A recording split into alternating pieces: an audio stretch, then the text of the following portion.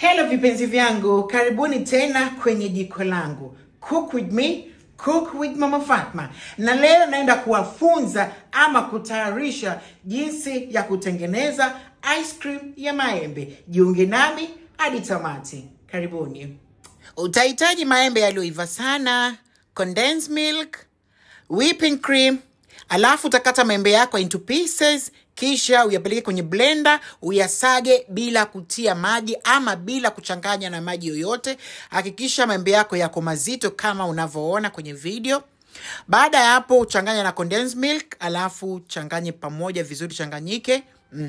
Chukua whipping cream yako, tia kwenye bakuli lingine. Chukua mchapo wako, chapa whipping cream yako mpaka iwe nzito kama unavyoona whipping cream yangu ni nzito. Chukua mchanganyiko wako ule, changanya kwenye whipping cream yako mpenzi wangu. Baada ya hapo chukua mchapo yako, chapa tena ichapike kisawa sawa ili upate ice cream pambe. Chukua zabibu zako, mimina kwenye mchanganyiko wako wa ice cream, kisha uchanganye kwa pamoja. Chukua container yako unayoipenda, tia mule ndani, funika container yako. Baada ya hapo utaipeleka kwenye friji yako, usubiri masaa 4. Baada ya masaa 4 ice cream yangu ilikuwa ipo tayari. Kugandisha kwa ice cream inategemea na friji yako, kama inagandisha haraka ama inagandisha kuchelewa. Ice cream yangu pambe kama mnavyoiona, na ili joto Mombasa basi pambe tu. Asanteni. Na imani umejifunza na upishi wangu wa leo. Wow, amazing. Ice cream ya maembe.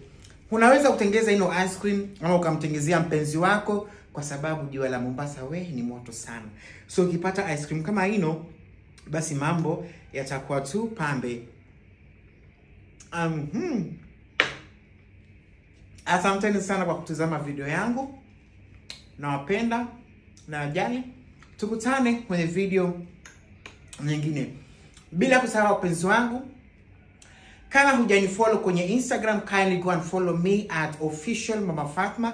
On Facebook, Mama Fatma. TikTok, Mama Fatma. YouTube, don't forget to subscribe at Mama Fatma. Bye.